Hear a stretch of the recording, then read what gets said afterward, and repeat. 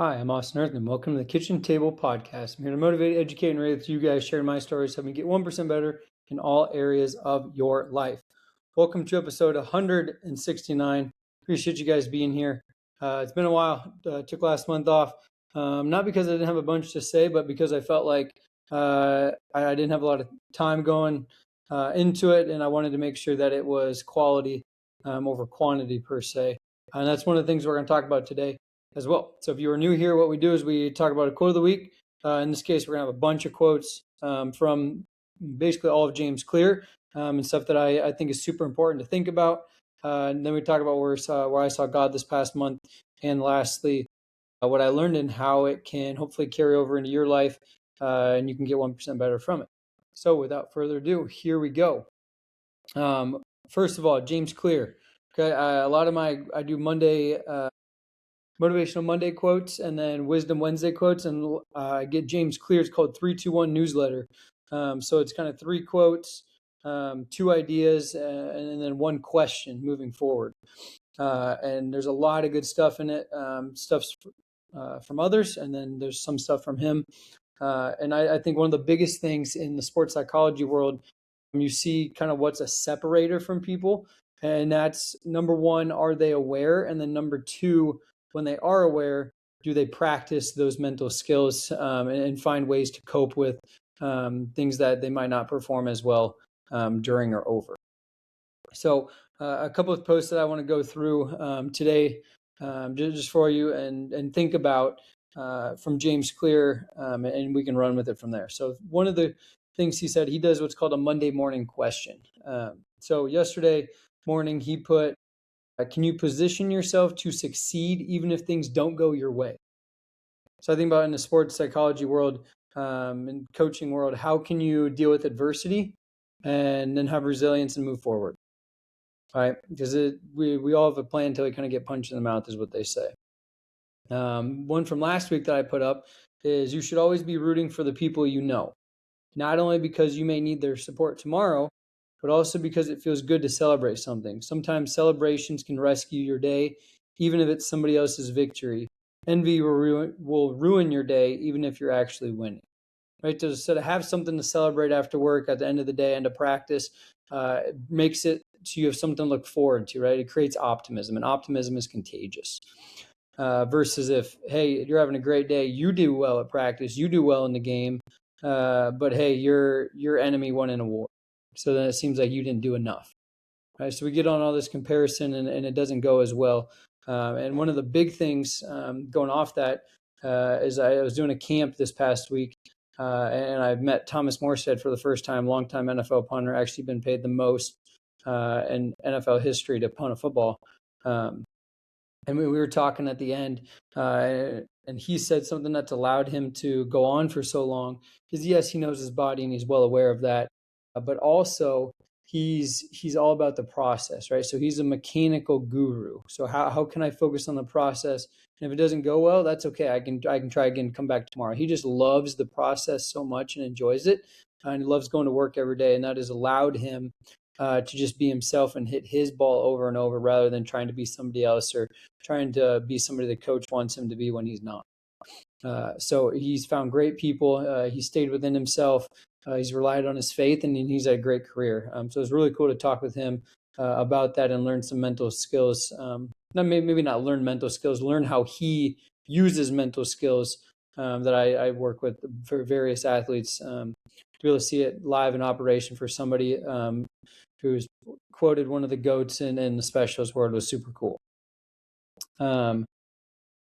Another thing that I just put up is goals are about the results you want to achieve, whereas systems are about the processes that lead to those results.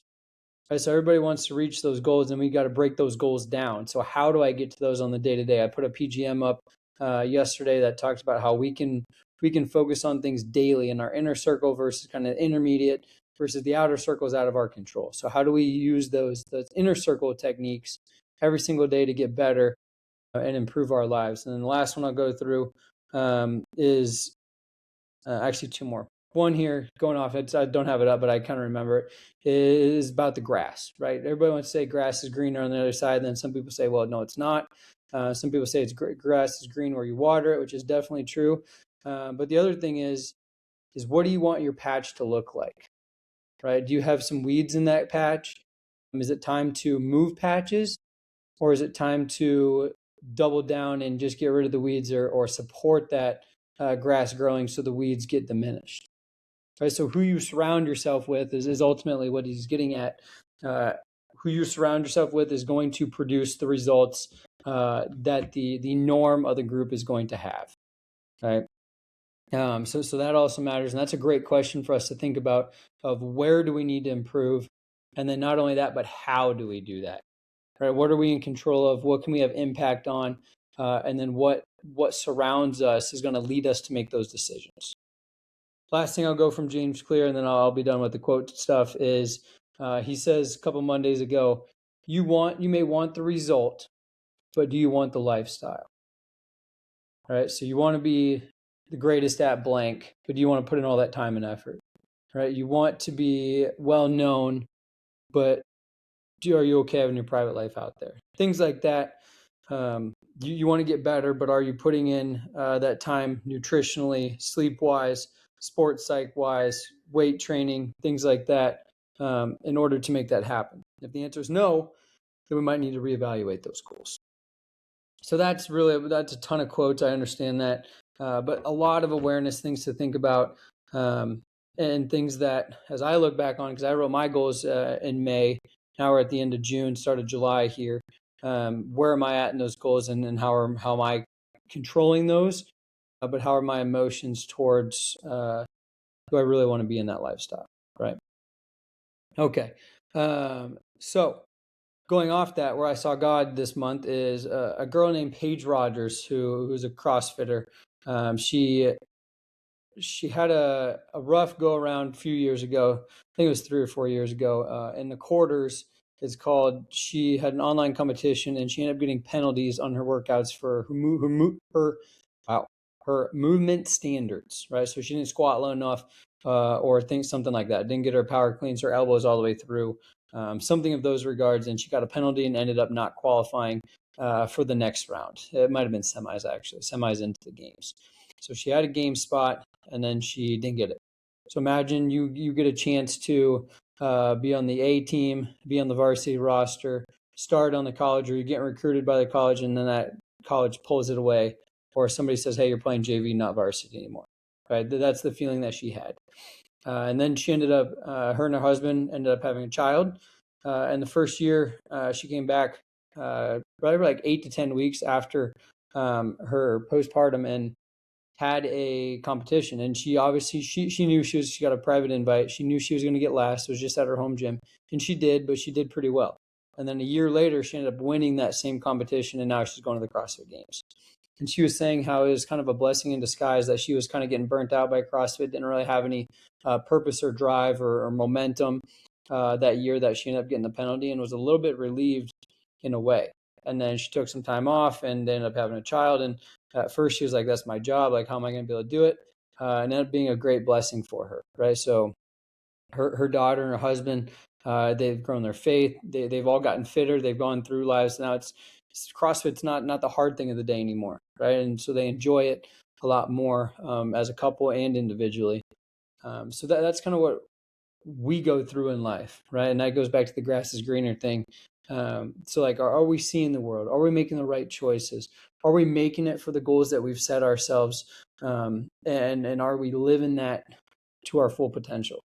Right. I just turned 30 a couple months ago now. Wish it was a couple weeks, a couple months ago. And I think about that all the time. Am I living the life that I was setting out, or am I behind per se? And what do I need to do to move forward in that? And it's fine to have balance as well. But I think these are questions we need to periodically ask ourselves. And then at some point it becomes, okay, is it time for change? And if it's not, okay, so how do I get a little bit better? Or how do I stay present? How do I enjoy life for where it is right now? So that's where I saw God. And the other part I saw God, honestly, is I'm big on the social recovery, right? So I can eat, drink less, or worse, I should say, and have a higher recovery than I had the whole week if I just go about my business, go to bed, wake up, go to work, etc. So sometimes having that social recovery, we talk about sports psych, what do you do in a slump? One of those things is seriously get away from the game, right? Go out to eat with friends, have a family member come over, have a conversation, do something out of the ordinary, have some s'mores at night, do something unique, go on a weekend getaway. And it doesn't need to be crazy, you don't need to make bad decisions, but getting away from the game and having a little bit of free time and just enjoying it makes it seem like it's not a job or that you have to do something or it's on the schedule. And it can really relieve that stress a little bit and have those endorphins come out.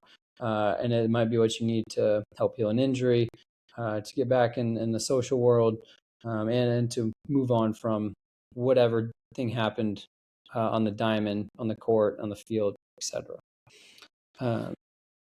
So that is a lot of stuff. So now, obviously, there's some stuff we can learn in that. Other things that I learned is from a business standpoint, and even just a conversational standpoint. You can learn so much just by asking questions. We make fun of kids because they say why all the time. But when we ask those questions, one, we become vulnerable. Two, we grow relationships. And three, we actually learn a lot, right? Hey, if you were in my situation, what would you do? Right? What do you want to learn about? What do you feel that you need to get better at to be a better athlete? And have those conversations, see what they say, and then we can go from there, right? And this is obviously going to be best in a small group setting, one-on-one setting, or it needs to feel like the perceived control of a small group setting, right? And a lot of times if somebody has a question in a small group, there's other people that are feeling the same way. And sometimes you don't get the correct vibe from people. And then that's, again, we clear it up by asking questions. We don't need to assume anything. So I think we don't need to know all the answers, but having conversations help find the answers is a step in the right direction, and also allows us to put our head in the pillow and sleep at night.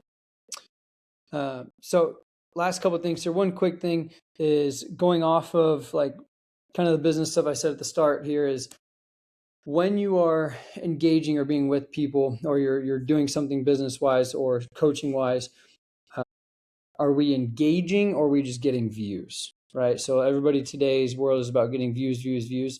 Sometimes small groups are better because you get engaged people, and we want to engage people in the sports world. Okay. If we have a team, we don't need the highest recruits. We just need people to all have the same path forward, right? The same goals, have unity, and then that would take us a lot further. I think about the World Cup right now. There's plenty of teams who aren't ranked in the top 10 that are doing well just because they have great team chemistry. They're excited to be there. They take it as an opportunity, not a threat. It's a good challenge, and they want to overcome it. Obviously, there's going to be a lot of firsts in this World Cup because there's 16 more teams than normal, but there's been a lot of growth as well. I think about the African side's a lot. 9 of 10 teams qualifying made it onto the round of 32, right? That's a new thing. But they're a great example of things I just said, right? So we want engagement, not just views. Okay, so you got to think about how does that relate to your situation if you're not a business person? How does that relate to you as a coach? How does that relate to you as an athlete, right? I'll give you another example. As an athlete, right, it's great to go work out, do extra stuff, but is that extra stuff making you better, or is it just tiring you out more for the next day? So do you have a purpose to the madness? Like for my workouts, I put a board and I say I'm going to do these movements every single week, and I check them off each time I do it. So if I do an extra workout, I don't just do something to do it just to get some cardio in. I do something that I haven't done yet, or it's purposeful, it's a weakness training, things like that, so that there's more benefit to doing it. And then the last thing I want to talk about today, we're about at our 15 minutes here, is I have less stress in the summer, I've noticed, in terms of my Whoop data. Shout out to Whoop again. Less stress, even though I'm working out more. I'm working so-called harder physically, as well as a little bit mentally, moving side to side, driving places, and it's hotter outside. All right. So why am I less stressed? Because somewhat it's my own schedule. I got to do what I want when I want. Less things going on, but I think it's the timing aspect of things. I think it's a little bit about scheduling, and I think it's just in general. I'm having better workouts, more time to recover, and I'm hanging out with people that I care about. So now I got to become sleep and all this stuff. And again, that's more stuff Thomas and I talked about, is how to get higher recovery. And so if you're interested in that stuff, hit me up and let's have a conversation. That's a lot of cool stuff. But it's just interesting that in the summertime when I'm working less, I'm having less stress, I'm working out harder physically and mentally, and I'm recovering more. So how does that relate to your own life? Practice, sometimes less is more.